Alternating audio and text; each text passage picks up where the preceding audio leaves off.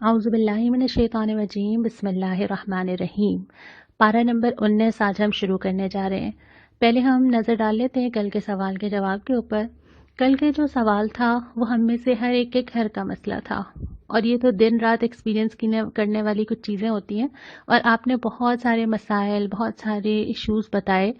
واقعتاً نکاح ہمارے معاشرے میں بہت مشکل چیز ہے، حالانکہ اس چیز میں جو ہمیں اسلامک کانسیپٹ ملتا ہے وہ تو صرف ایجاب و قبول کا ملتا ہے کہ گواہوں کے سامنے نکاح پڑھا دیا جائے، جو کہ کل ڈیوریشن میکسیمم آدھے گھنٹے کا بنتا ہے، اور ایک کھانا جو لڑکا اپنے حسب استطاعت اعلان کے طور پہ اپنے قریب کے لوگوں کو کھلا دے، بس اس کے علاوہ کوئی تفصیل نہیں ملتی۔ پھر کس چیز نے مشکل بنایا؟ میں اگر ایک لفظ میں اس کا جواب دوں، ہمارا مائنڈ سیٹ، اور اس کا تعلق کسی ایک ملک، ایک جگہ، ایک کلچر سے نہیں ہے۔ اسلام اصل میں شروع ہی مائنڈ سیٹ بدلنے سے ہوتا ہے۔ اب یہاں پہ جو چیزوں نے پرابلم کریٹ کی ہے اس میں ہماری انتخاب، چاہے وہ لڑکے کا ہو چاہے وہ لڑکی کا ہو، دونوں کے لیے معیارات اتنے زیادہ طے کر دینا کہ جو مشکل سے ہی پورے ہو سکیں۔ ہمیں حدیثوں میں یہ ملتا ہے کہ لوگ نکاح کے لیے جس لڑکی کو دیکھتے ہیں وہ اس کا نسب دیکھتے ہیں، وہ اس کا مال دیکھتے ہیں، وہ اس کی شکل دیکھتے ہیں۔ تم نکاح کے لیے تقوی دیکھنا، اور یہ شاید وہ آخری چیز ہے جو ہم دیکھتے ہیں۔ اور پھر یہی ایکسپیکٹیشن ہم لڑکے کی طرف، اس کا سیٹل ہونا، گھر پہ رسپانسبلٹیز نہ ہونا، گھر کا اپنا ہونا، یہ اور اپیرنس بھی، یہ ساری چیزیں ہم ساتھ ساتھ دیکھتے ہیں۔ ان چیزوں نے ہمارے لیے مشکل کر دی ہے۔ اور اس کے بعد یہ کہ جو رسومات اور جو چیزیں ہمارے معاشرے میں بڑھ چکی ہیں، جو اسراف ہے، جو لوگوں کی توقعات ہیں، بہت ساری ایسی چیزیں ہم نے اپنے لیے مشکل کر دی ہیں، جس میں لینا دینا، جوڑے دینا، جہیز کا دینا، تحائف دینا، پورے خاندان کو لے کے چلنا، پھر اس میں تھیم، پھر اس میں ایونٹ مینیجر، تو پتہ نہیں کیا کیا، جبکہ ہر ایک کو معلوم ہوتا ہے کہ خرچ کرنے والا بھی مشکل سے خرچ کر رہا ہے، اور وہی پیسہ اگر اسی کپل کو سیٹل کرنے میں لگا دیا جائے، یہ بات تو ہمیں صاف صاف سمجھ آتی ہے نا۔ یہ تو عقل کا تقاضا ہے کہ لاکھوں روپے اس تقریب میں لگانے کے بجائے اگر اس کپل کو دے دیے جائیں تو ان کے مستقبل کے لیے اور بہتر ہو جائے۔ لیکن کیا چیز نہیں کرنے دیتی؟ اصل میں یہی وہ چیزیں ہیں کہ ہم نے اپنے آباء و اجداد کو کرتے دیکھا ہے، ہم نے اپنے معاشرے کو کرتے دیکھا ہے، تو کون ہے جو پہلا سٹیپ لے گا، اور رسپانسبلٹی کون لے گا؟ اور ہم میں سے ہر ایک کی رسپانسبلٹی ہے۔ ہم میں سے کوئی اس سے بری ذمہ نہیں ہو سکتا، کیونکہ معاشرے میں جو چلن آپ ڈالتے ہیں، جو ٹرینڈ آپ سیٹ کرتے ہیں، جو مثالیں آپ بناتے ہیں، آپ کے ذمے وہ آتی ہیں۔ آپ اچھی مثال قائم کریں یا بری مثال قائم کریں، دونوں جو ہیں وہ آپ کے لیے آگے چل کے سلسلہ جاری کرتی ہیں۔ تو ہم نے پہلے بھی پڑھا تھا کہ ہر شخص دوہری ذمہ داری اٹھاتا ہے، اپنی بھی اور دوسرے لوگوں کے بھی۔ اور دوسری بات یہ کہ جتنا نکاح مشکل ہوگا اتنا معاشرے میں زنا پھیلے گا۔ اس کے بعد ہم شروع کرتے ہیں پارہ نمبر 19۔ شروع ہوتا ہے، سورہ فرقان ہماری چل رہی تھی، قیامت کے دن کی منظر کشی کی ہے کہ آسمان سے بادل نمودار ہوگا، لوگ خوف زدہ ہوں گے۔ اس روز حقیقی بادشاہی صرف رحمان کی ہوگی، رحم کرنے والے کی، کیونکہ اس کے رحم کے علاوہ اور کوئی سہارا نہیں ہوگا۔ اس کے بعد بھی فرمایا کہ جب رسول کیسز پیش کریں گے نا اپنی امت کے بارے میں، تو وہ کہیں گے کہ میری قوم نے قرآن کو چھوڑ دیا تھا۔ یہاں پہ لفظ مہجورہ استعمال ہوا ہے، جس کے دو معنی ہو سکتے ہیں۔ ایک تو یہ کہ حجر کیا تھا قرآن کے ساتھ، اس کو مانا نہیں تھا، انکار کیا تھا۔ ایک یہ کہ حجر کیا تھا قرآن کے ساتھ، یعنی اس کا مذاق بنا دیا تھا۔ اور مذاق بنانے کا مطلب یہ ہے کہ کتاب میں کچھ لکھا ہے اور میں وہ کر رہی ہوں جو میرا دل چاہ رہا ہے۔ مذاق بنانا یہی ہے کہ کتاب پکار پکار کے کہہ رہی ہے اور میں اس کو خاطر میں نہیں لا رہی۔ اور اس کے بعد پھر قرآن کے وقتاً فوقتاً اترنے کی حکمت بیان کی گئی ہے کہ جو قرآن اللہ تعالیٰ نے نازل کیا ایک ساتھ نہیں دیا، اس لیے کہ آپ کو آہستہ آہستہ یاد ہو، اس لیے کہ نبی کریم صلی اللہ علیہ وسلم جو پیغام پہنچا رہے تھے اس میں جو اعتراضات آ رہے تھے، مراحل آ رہے تھے، تو وہ ساتھ ساتھ جواب دیتا چلا جا رہا تھا۔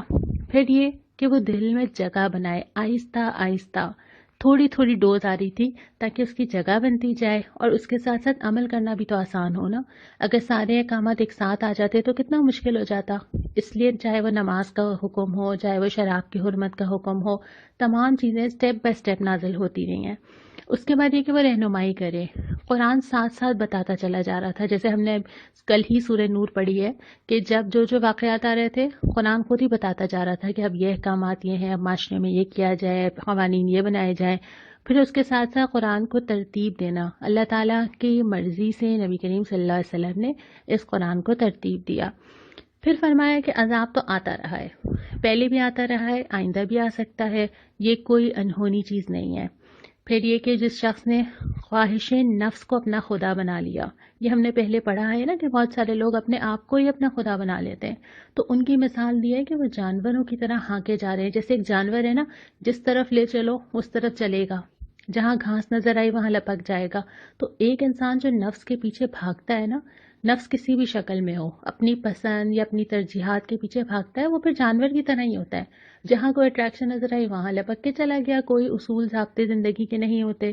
اس کے بعد فرمایا کہ قرآن کو لے کے جہاد کبیر کرو، یعنی ایک تو وہ جہاد ہے جو تلواروں کے ساتھ کیا جاتا ہے، اور ایک وہ جہاد ہے جو قرآن اٹھا کے قرآن کو پھیلا دو، قرآن سے جد و جہد کرو، ہر چیز کے خلاف، جو چیز قرآن سے ٹکراتی ہے اس کو بدلنے کی پوری کوشش کرو۔ اور اس کے بعد ایک بہت ہی پیارا لفظ آتا ہے، عباد الرحمن، رحمان کے بندے کون ہیں؟ پہلے ہی آیا تھا قیامت کے دن بادشاہی رحمان کی ہوگی، رحم کرنے والی کی، لیکن رحمان کے اپنے بندے کون سے ہیں؟ اللہ تعالیٰ نے اپنے آپ سے جوڑ کے یہاں پہ ذکر کیا ہے ہم لوگوں کا۔ اچھا، جو صفات آئی ہیں نا رحمان کے بندوں کی، اگر آپ اس کو تقسیم کریں تو اس میں عبادات اتنی تھوڑی سی آئی ہیں، مجھے تو یہ لگتا تھا کہ شاید لسٹ میں ہوگا نماز، روزہ، حج، زکوٰۃ، تسبیحات، نہیں آئی۔ صرف یہ کہ شرک سے گریز اور سجدہ اور قیام اللیل، رب سے تعلق۔ اس کے بعد بہت ساری چیزیں جو ہیں وہ شخصیت کی آئی ہیں، پرسنالٹی، لوگوں سے تعلق۔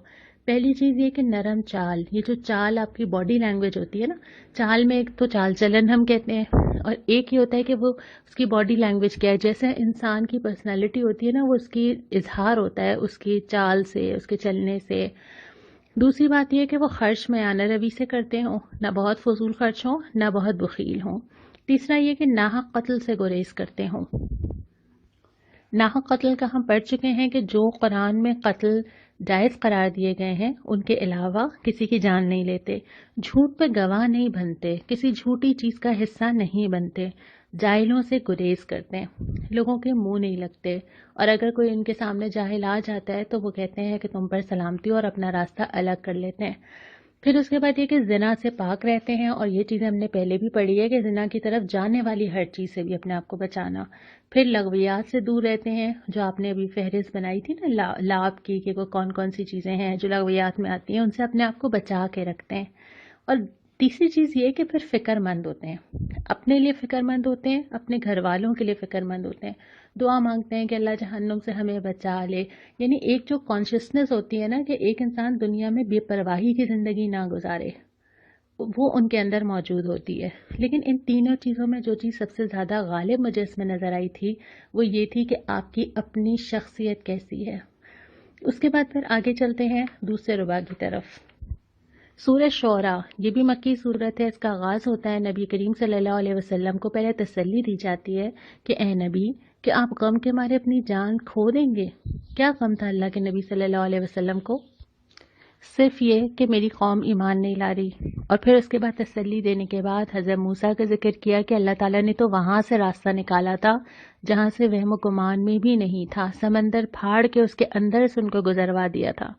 پھر حضرت ابراہیم کے الفاظ دہرائے ہیں، اور دعا کی بھی یہاں پہ ہمیں بتائی گئی ہے، اور وہ الفاظ بہت ہی پیارے ہیں، اور وہ بہت بڑی تسلی ہے جو اللہ کے نبی صلی اللہ علیہ وسلم کو دی جا رہی ہے کہ اے نبی، ابراہیم بھی یہی کہتے تھے۔ کیا کہتے تھے؟ کہ میرا تو خالق حقیقی، میرا رب تو اللہ ہی ہے، وہی مجھے پیدا کرتا ہے، وہی مجھے ہدایت دیتا ہے، وہی کھلاتا ہے، وہی پلاتا ہے، وہی شفا دیتا ہے، وہی موت دے گا، وہی زندگی دے گا، اور مجھے لالچ ہے، طمع کا لفظ استعمال ہوا ہے کہ مجھے لالچ ہے کہ وہ مجھے معاف کر دے۔ اس کے بعد قوم نوح کا ذکر آتا ہے۔ پارہ نمبر 19 کا جو تیسرا ربع ہے، یہاں پہ اللہ تعالیٰ نے قوموں کے ذکر تو دوبارہ کیے ہیں، لیکن اس دفعہ زاویہ مختلف ہے۔ پہلے یہ ذکر کیا تھا کہ یہ ساری قومیں عذاب کا شکار ہوئیں، اللہ تعالیٰ نے ان کی پکڑ کی۔ پھر ایک جگہ ذکر آیا تھا کہ ان ساری قوموں کو ایک ہی پیغام دیا گیا تھا کہ اللہ کی اطاعت کرو، اس کے علاوہ کسی کو شریک نہ کرو۔ اس دفعہ ان قوموں کو ذکر کرنے کی وجہ مختلف ہے۔ اس دفعہ ذکر یہ کیا گیا ہے کہ سارے نبی گئے، سب نے اللہ کی طرف بلایا، اور سب نے ایک ہی جملہ کہا، اور وہ جملہ کیا تھا؟ کیا تم اللہ سے بے خوف ہو گئے ہو؟ کیا تمہیں اللہ سے کوئی ڈر نہیں لگتا؟ قوم عاد کا ذکر ہے، بڑی بڑی عمارتیں بنا لیں، اور بڑی بڑی عمارتیں بنانے کے بعد ایک ذہن میں ایک تصور تھا نا کہ اب تو ہم کتنا کچھ جان گئے ہیں، اب تو ہم جو چاہے کر سکتے ہیں، اب تو ہمارے اندر کتنی طاقت، کتنی ٹیکنالوجی، کتنی ترقی. لیکن ان سے بھی کہا گیا اللہ کا خوف نہیں رکھتے. پھر اس کے بعد قوم سمود جو کہ فسادی لوگوں کی اطاعت کرنے لگے، جو ہم نے پہلے بھی پڑھا تھا کہ ان لوگوں کی اطاعت نہ کرو جو زمین میں فساد پھیلا دیتے. اپنی لیڈرشپ سوچو کہ تم کس کے ہاتھ میں دے رہے ہو. پھر قوم سمود کی بھی یہی فرمایا گیا کہ کیا تم اللہ کی اطاعت نہیں کرتے، کیا تم اللہ سے ڈرتے نہیں ہو، کیا تمہیں اللہ کا خوف ہی نہیں ہے. پھر قوم لوط ہم جنس پرستی میں مبتلا تھے، ان سے بھی یہی پوچھا گیا. پھر اس کے بعد اصحاب الایکہ کا ذکر ہے کہ جو لوگوں کو گھاٹا دیتے تھے، ان سے بھی یہی کہا گیا کہ کیا تم اللہ سے ڈرتے نہیں ہو. میں نے ایک دفعہ پہلے بھی یہ بات کی تھی کچھ دیر پہلے، اور میں دوبارہ یہ بات دہرا رہی ہوں کہ اللہ تعالیٰ نے جو جرائم گنوائے ہیں نا، اس کا بڑا تعلق زمین میں فساد برپا کرنے سے ہے. خواہ وہ ہم جنس پرستی ہو، خواہ وہ لوگوں کو گھاٹا دینا ہو، ترازو میں ڈنڈی مارنا ہو، فساد کا برپا ہو جانا ہو. اللہ تعالیٰ نے یہاں پہ اپنے حقوق کی ابھی بات ہی نہیں کی، حالانکہ وہ بھی بہت اہم ہے. لیکن اللہ تعالیٰ نے ان چیزوں کی خاص طور پہ بات کی ہے جو زمین میں فساد برپا کرتے ہیں. عبادتیں بھی بہت اہم ہیں، نماز، روزہ، حج، زکوٰۃ، انفاق بہت اہم ہے، لیکن جو چیزیں لوگوں کو متاثر کرنے والی ہیں ان کے اثرات بہت بہت دور تک جاتے ہیں. تو یہاں پہ بھی حالانکہ یہ ساری قومیں وہ بھی تو تھیں کہ جنہوں نے نبیوں کو تنگ کیا ہے، جنہوں نے اسلام لانے سے انکار کیا ہے، لیکن یہاں پہ جو جرائم گنوائے گئے ہیں نا، وہ ہیں جو زمین میں مسائل پیدا کرتے ہیں، جو اللہ کی زمین پہ فساد برپا کرتے ہیں. اس کے بعد پھر ذکر آئے اس قرآن حکیم کا. پہلے بھی آیا تھا، دوبارہ آ گیا. اللہ تعالیٰ کی یہ کتاب جو اللہ تعالیٰ نے میرے گھر میں، میرے ہاتھ میں دے دی، فرمایا کہ یہ رب العالمین کا نازل کردہ ہے. پہلی چیز جو درست ہو جانی چاہیے، جو سورہ فاتحہ میں ہی پہلے سپارے میں پہلے جملے میں الحمدللہ رب العالمین، جو ہر نماز میں ہر رکعت میں الحمدللہ رب العالمین. مسائل شروع اسی کانسیپٹ سے ہوتے ہیں کہ انسان اس دنیا کا رب کس کو مانتا ہے. اگر انسان یہ بات مانتا ہے کہ ان تمام جہانوں کا رب اللہ ہے، وہی چلا رہا ہے، وہی کھلا رہا ہے، جو ابھی حضرت ابراہیم کی دعا کے الفاظ تھے کہ وہی مجھے کھلاتا ہے، وہی پلاتا ہے، وہی زمین سے کچھ اگاتا ہے تو میرے رزق کا بندوبست ہوتا ہے، وہی بارش دیتا ہے تو یہ غلہ نکلتا ہے، تو میں تو ہر چیز کے لیے اللہ کے محتاج ہوں ہی. لیکن اگر میں اس کو قبول کر لوں کہ اللہ رب العالمین میرا رب ہے، پھر یہ میرے لیے صرف بک نہیں ہے، پھر یہ میرے لیے مکمل ہدایت ہے جو میرے پالنے والے نے میرا مینول میرے ساتھ بھیجا ہے. جیسے کہ ہمارے موبائل کے ساتھ بھی ایک مینول ہے، میں اگر بلینڈر بھی خریدوں گی تو اس کے ساتھ ایک مینول ہے. کوئی بھی چیز خریدنے جاتی ہوں ایک چھوٹی سی کتاب اندر سے نکلتی ہے کہ اس کو استعمال کیسے کرنا ہے، اور ایسا نہ ہو کہ تم کوئی غلطی کر جاؤ، اور ایسا نہ ہو کہ تم اس کو جلا دو یا تم خراب کر دو. بنانے والا ساتھ ہدایات بھیجتا ہے، کیونکہ استعمال کرنے والے کو نہیں پتا کہ کیا کیا احتیاطیں کرنی چاہیے. اللہ رب العالمین نے میرا اور آپ کا مینول ساتھ بھیجا ہے، کیونکہ مجھے نہیں پتا کہ میں اپنے آپ کو کیسے کیسے نقصان پہنچا لوں گی. تو اللہ تعالیٰ چاہتا ہے کہ میں وہ پڑھوں، مجھے معلوم ہو کہ ہاں تمہارے لیے بھلائی، فلاح، آسانی کس راستے میں ہے. لیکن مجھ سے بڑا بدقسمت کون ہوگا کہ اگر میں نے پوری زندگی وہ مینول ہی نہیں پڑھا. اور نہ پڑھنے کا وجہ کیا ہو سکتی ہے؟ یا تو یہ میں اس کی ضرورت ہی محسوس نہیں کرتی. تو اسی لیے یہاں پہ پہلی بات تو یہ فرمائی کہ وہ نازل کس نے کیا ہے، اس کی عظمت کو محسوس کرنے کی ضرورت ہے، اس رب العالمین نے جو تمہارا پیدا کرنے والا اور اس کائنات کو چلانے والا ہے. دوسری بات یہ کہ یہ صاف صاف عربی زبان میں آیا ہے، بہت آسان ہے سمجھنا. ابھی ہم اتنے دن سے جو قرآن پڑھ رہے ہیں، کیا قرآن پڑھنا بہت مشکل کام ہے؟ نہیں ہے. قرآن دلوں میں اترتا ہے، انسان یکسو ہو کے بیٹھتا ہے تو قرآن کی ایک ایک آیت سمجھ آتی ہے. عربی زبان میں ہے اور نبی کریم صلی اللہ علیہ وسلم کی پسندیدہ زبان ہے. لیکن ہمیں یہ لگتا ہے کہ ہمیں ٹرانسلیشن مل جائے، ہم کیوں نہ عربی زبان یاد کرنے کی کوشش کریں. ہم بہت ساری زبانیں خوشی سے، مجبوری سے پڑھتے ہیں. ہماری نیشنل لینگویج نہیں ہوتی لیکن ہم انگلش پڑھتے ہیں، ہم سندھی پڑھتے ہیں کیونکہ ہمیں مارکس چاہیے ہوتے ہیں. ہمیں کوئی ڈرامہ پسند آ جاتا ہے، ہم ٹرکش لینگویج پڑھنا اور سمجھنا شروع کر دیتے ہیں. ہمیں دنیا بھر میں سب سے زیادہ بولی جانے والی لینگویجز کی فکر ہوتی ہے، تو پھر ہم اور لینگویجز یاد، کبھی اسپینش، کبھی کچھ اور یاد کرنا شروع کر دیتے ہیں. بہت سارے لوگ فرینچ کی کلاسز لے رہے ہوتے ہیں، تو عربی کیوں نہیں؟ اللہ تعالیٰ کی زبان جس میں اللہ تعالیٰ نے مجھ سے بات کی ہے، جس میں میں زیادہ اچھی طرح سمجھ سکوں، جو اللہ کے نبی صلی اللہ علیہ وسلم بولتے تھے، میں کیوں نہ عربی بولوں اور میں کیوں نہ عربی سیکھوں؟ تو ضرور کوشش کیجیے کہ جتنا پاسبل ہو ہم عربی لینگویج ضرور سیکھیں۔ تیسری بات یہ کہ یہ کتابوں کی جو پہلے آ چکی ہیں ان کی تصدیق ہی کرنے والی چیز ہے، کوئی ایک دم نئی چیز نہیں آئی ہے، بلکہ جو ہدایات اللہ تعالیٰ کی طرف سے حضرت آدم کے زمین پہ آنے کے بعد ایک سلسلہ چل رہا تھا، اسی کا تسلسل ہے جو آج تم تک پہنچا ہے۔ اس لیے اس قرآن کی عظمت کو محسوس کرنا، اس سے محبت رکھنا، اس سے تعلق رکھنا اور اس کو سمجھنا اس نیت کے ساتھ کہ میرا رب مجھ سے مخاطب ہے، بہت اہم ہے۔ پھر ہم آ جاتے ہیں چوتھے ربع کے اوپر۔ یہاں پہ شروع میں اللہ تعالیٰ نے اپنے احسانات اور نبیوں کو دیے ہوئے معجزات گنوائے ہیں۔ ہم نے یہ سورت جب شروع کی تھی تو اللہ تعالیٰ نبی کریم صلی اللہ علیہ وسلم کو تسلی دے رہے تھے نا، آس پاس حالات مشکل بھی ہوتے ہیں، بظاہر روشنی نظر بھی نہیں آ رہی ہوتی، کیا ہوگا کیسے ہوگا۔